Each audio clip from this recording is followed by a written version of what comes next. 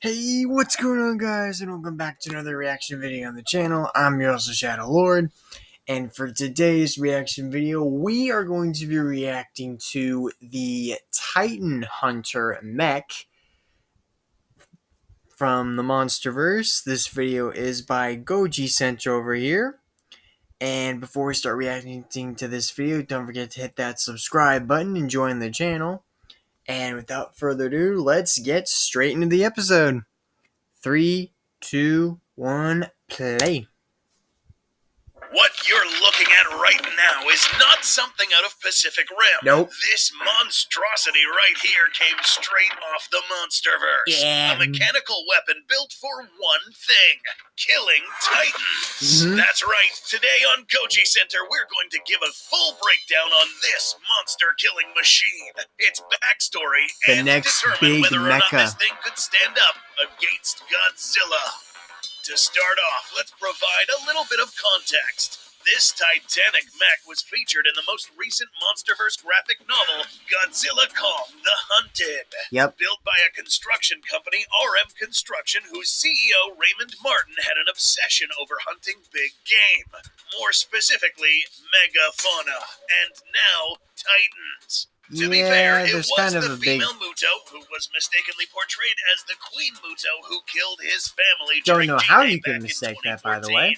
His desire for revenge and hatred towards the Titans led him to become the sadistic, cold-blooded Titan hunter he turned into 10 years later. Yep. We'll get to the giant robot soon. In the book, we are introduced to a private island housing a building that acts as a sort of trophy room where he keeps Apex in a way, except with the corpses he has hunted in and Skull a hunter Island. aspect. We'd like to think this man had agreements with top Is this what happened to all the other animals that in Skull Island, by the way? Because we never saw most of them in GVK. This way, this guy was able to hunt down and kill creatures like magma turtles, death jackals, well, now we know what can longlegs, finally kill magma turtles, I think. But now, as humanity started to find ways to safely travel down into the Hollow Earth, this guy and his company also kept up, providing Monarch with a good contractor to build an infrastructure in the Hollow Earth and almost negotiating himself away into having his own personal, undisclosed Hollow Earth entry point. And down here, setting up traps to hunt down and capture big game. As seen here, this new creature we are introduced to is known as the Spine Prowler, a feline-like creature that is reminds me of a Smilodon, or is it just me? Not up to the caliber of some of the bigger ones like Godzilla and Rodan. These spine prowlers are probably at the level of the murderfish in the Frostbark from Monarch Legacy of Monsters. They're big, but not full-on Titan-sized. This spine prowler in particular was caught by stepping in a barrage of shock harpoons, putting this Titan in a coma, knocked out long enough to be transported to the surface to serve a very dark purpose. Yeah, just like the poor skullcrawler from Godzilla vs. Kong known as Number 10, this spine prowler was supposed to act as an opponent for this mech in its first maiden test. Just brutal. That's right, apart from coming up with ingenious ways of hunting down kaiju in Skull Island and Hollow Earth, Raymond Martin spent $500 million developing what he called the Titan Hunter. This really expensive mech was pretty much a colossal mech suit. Pacific Rim, pretty much. Inside a chamber where his Pacific limbs Rim would attach to a ripoff, suit-like apparatus that amplified his movements. Yes, this is as close as the Monsterverse has gotten to Pacific Rim. Unlike the Jaegers, however, the Titan Hunter only has to be operated by one pilot. Can you imagine if the Monster Hunter had to be piloted by two? This mech for your viewing. I mean, not size-wise, this mech is built like a Titan. Thousands of tons of metal went into building this mech, reaching sizes that surpassed the height of many Titans, Mutos, and yes, even Kong himself. We'll see how this plays out in a little bit. Built to be lean and surprisingly agile, this mech would prove to be a formidable opponent even for many types of Titans, as we are about to see. This mech's arms are long enough to supply it with enough reach to capture incoming Titans at range, and long legs to supply a good range for kicks as well. This thing pretty much resembles what a human would look like fighting a kaiju. Who do you guys think would win in a fight, by the way? The Titan Hunter or the Pacific Rim Jaegers? Let's find out. The graphic novel also introduces us to a section of this private island that is walled, serving as a sort of arena where kaijus would be placed into to test out the viability of combat of the Titan Hunter. In this sequence, we find that the Titan Hunter severely outclassed the Spine Prowler. Who do you think had it more kicking it brutal? around and hitting him Mechagodzilla like a killing rag the doll. Skullcrawler or Eventually, the after so Titan many Hunter hits, this killing the Prowler Spine succumbed to Prowler? really heavy injuries, killing it in a few moments. Yeah. This Titan Hunter was combat ready, and now Raymond was confident to bring the Titan Hunter down to face a real test. But there's something really important to note here that we purposely left out until now. After the Titan Hunter dispatched the Spine Prowler, Raymond made mention of this mech's energy outputs. A small dip in energy output was detected upon hitting the Prowler for the first time. This was an issue because since the end game was to kill a big Titan, energy shutdowns would spell doom for this mech and the pilot.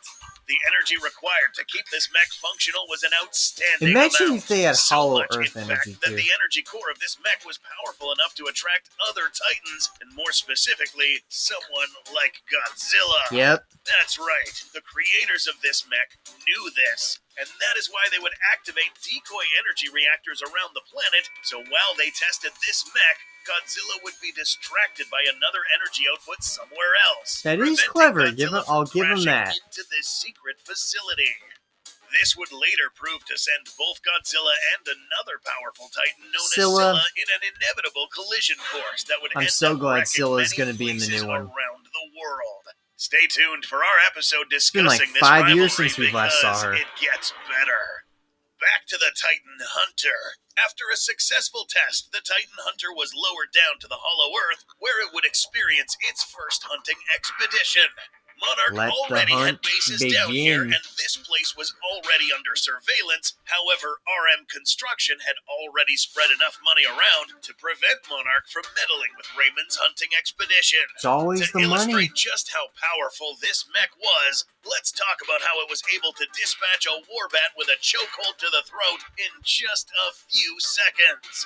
Note that although this Titan mech doesn't really possess any sharp handheld melee weaponry, this mech does have a very, very strong grip. Powered by hydraulic mechanics, this hand grip is strong enough to grab Titans, and a thinner Titan like a warbat would easily get its neck snapped. Ouch. This mech continued walking around, killing other sorts of megafauna, such just as killing this for seemingly sport. oversized Skur buffalo, or we may just be seeing the worst scaled image in this entire franchise. Yeah, that's it was evident that Raymond was having a field day with the life forms Maybe, found down I don't here, know. killing Or is that as how he big went, they get? and having, should we say, well-paid Or could get, I personnel should say. transport the kills to the surface for That his is a lot of trophy money, room. by the way. Things got interesting when he ran into the cubs of a Spine Prowler. As the Titan Hunter leaped in front of the That cubs, was a big mistake particularly going for those large cubs. adult female Spine Prowler came to the rescue.